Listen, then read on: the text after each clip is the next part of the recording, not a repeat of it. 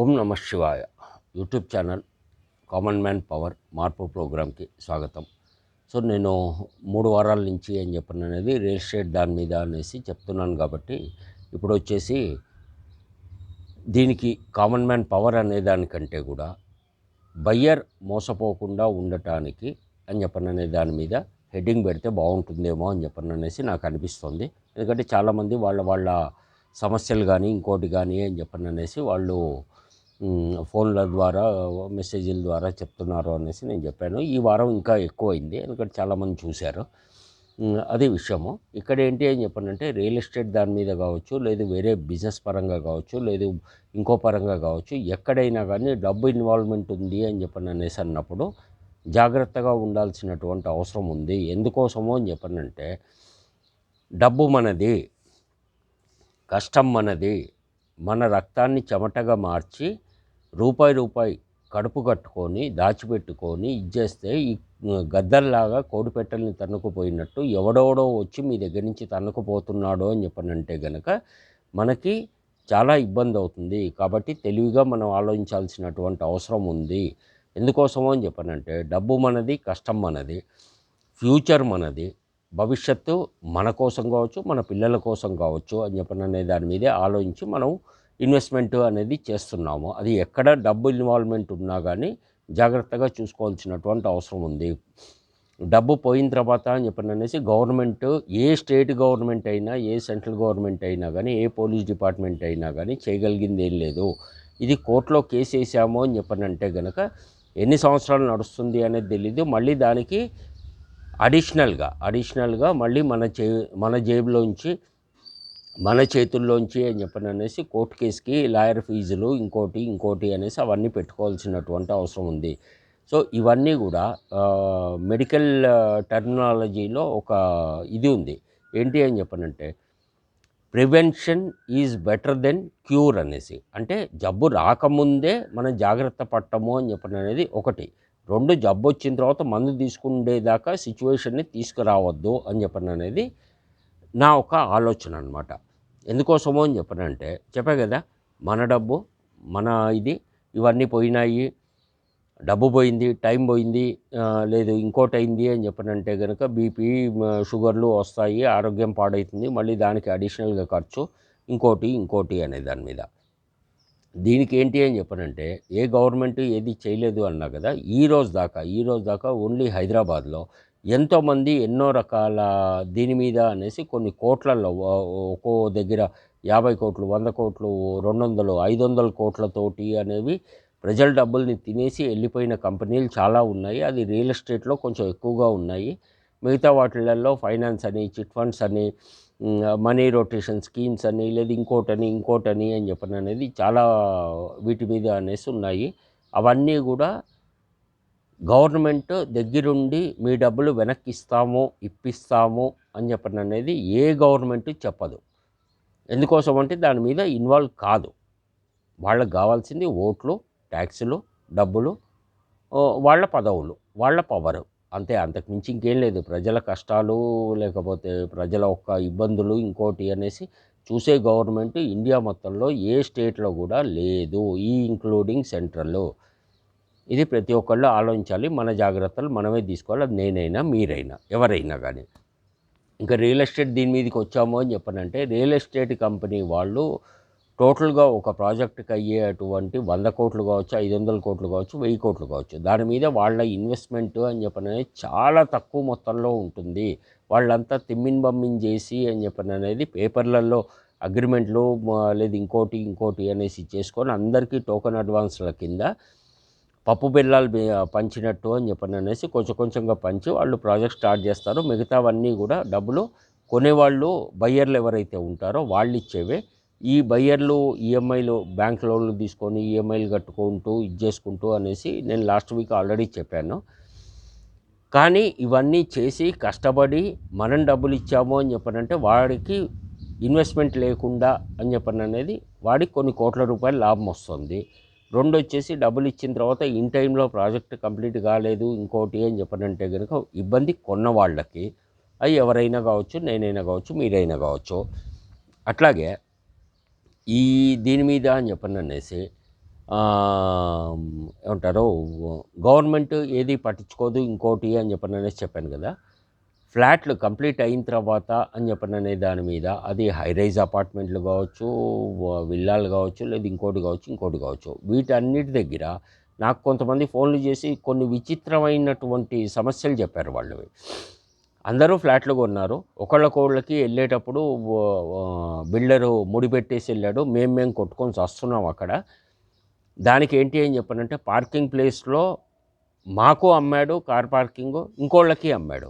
So మేమిద్దరం కొట్టుకుంటున్నాము. అది court case దాకా వెళ్ళింది కూడా. సో ఫస్ట్ ఎవరికైతే రిజిస్ట్రేషన్ చేసి డబ్బులు తీసుకున్నాడో వాళ్ళకి ఈ పార్కింగ్ ప్లేస్ కోర్టు అనేది అలాట్ చేసింది. మళ్ళీ దాని గురించి అని చెప్పిననే సో 2 సంవత్సరాలు కోర్టు చుట్టూ తిరగాల్సి వచ్చింది మేము. దాని మీద మళ్ళీ ఎక్స్ట్రా డబ్బులు ఖర్చు పెట్టుకోవాల్సి వచ్చింది ఇంకోటి అనేసి. సిటీ మధ్యలో కట్టేవి హై రైజ్ అపార్ట్మెంట్లు కావచ్చు, వీటికి కావచ్చు పర్మిషన్స్ ఇవి అనేసి నేను లాస్ట్ వీక్ చెప్పాను. ఇక్కడ ఏంటి అని చెప్పానంటే 2 రకాలుగా ఉంటుంది. ఒకటి బిల్డర్ తీసుకునేటువంటి పర్మిషన్స్, ఇంకోటి అనేది ఒకవైపు. రెండో వైపు ఏంటి అని చెప్పానంటే డీవియేషన్ ఫ్లాట్స్ అని చెప్పననేసి కడతారు. సో కొంత బాల్కనీ ముందుకు రావటమా, లేదు ఉన్న ప్లాన్ ప్రకారం కాకుండా కొన్నవాళ్ళు కొంత లోపల ఇంటీరియర్ మార్చుకోవటమా, గోడలు కానీ రూములు కానీ ఇంకోటి కానీ. కొన్నిటికి కొన్ని అపార్ట్మెంట్లకు వచ్చేసి అసలు పర్మిషనే ఉండదు. వాళ్ళకు వచ్చేది G+1, G+2, G+3 వస్తుంది. అంటే ground first, second, third floor దాకా పర్మిషన్ ఉంది అంటే వాళ్ళు 5 ఫ్లోర్లు వేసేస్తారు. 4వ ఫ్లోర్కి 5వ ఫ్లోర్కి పర్మిషన్ ఉండదు.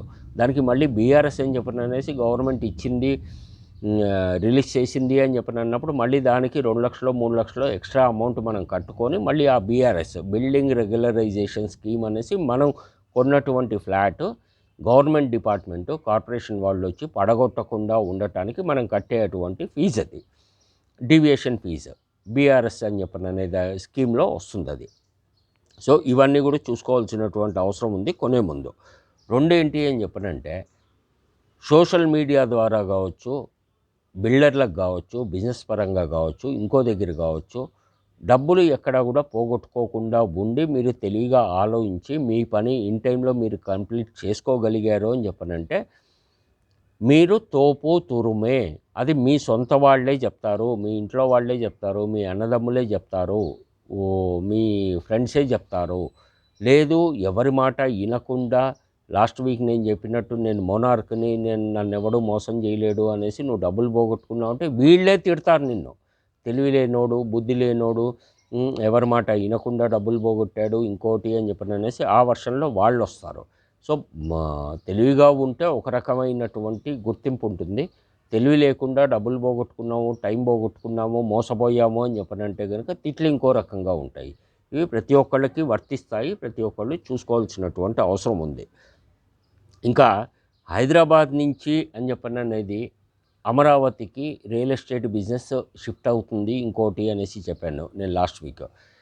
హైదరాబాద్ నుంచి అమరావతికి రియల్ ఎస్టేట్ బిజినెస్ షిఫ్ట్ అవుతుంది అని చెప్పనంటే కనుక దానికి ఇప్పుడు ఉన్నటువంటి గవర్నమెంట్ అక్కడికి ప్లాట్లు వేసి రియల్ ఎస్టేట్ వెంచర్లకి ప్లాట్లు అమ్మే కంపెనీలకు కానీ లేదు ఇంకోటి కానీ అని చెప్పననేసి గవర్నమెంట్ డబ్బులు ఖర్చు పెట్టి రోడ్లు, డ్రైనేజీ, ఎలక్ట్రిసిటీ, మంచినీళ్ళ ఫెసిలిటీసు, లేదు అని చెప్పనంటే కనుక అక్కడ ఉండే అటువంటి దీని మీద అని చెప్పననేసి మిగతా ఫెసిలిటీస్ ఏవైతే కావాలో ఒక మనిషి అక్కడికి వెళ్ళి ఇల్లు కట్టుకొని ఉండాలన్నా కానీ, లేదు కట్టినటువంటి ఇల్లును కొనాలి అని చెప్పననేసి అన్నా కానీ ఈ ఫెసిలిటీస్ అన్నీ ఇస్తేనే వస్తుంది. ఇవన్నీ ఇస్తే కొనటానికి అని చెప్పననేది వాళ్ళు కారులో వెళ్ళినా బండి మీద వెళ్ళినా కానీ కొనే అటువంటి ప్లేస్ దాకా అనేది వాళ్ళు ఏ ఇబ్బంది లేకుండా వెళ్ళే దారి వాళ్ళకి కావాలి.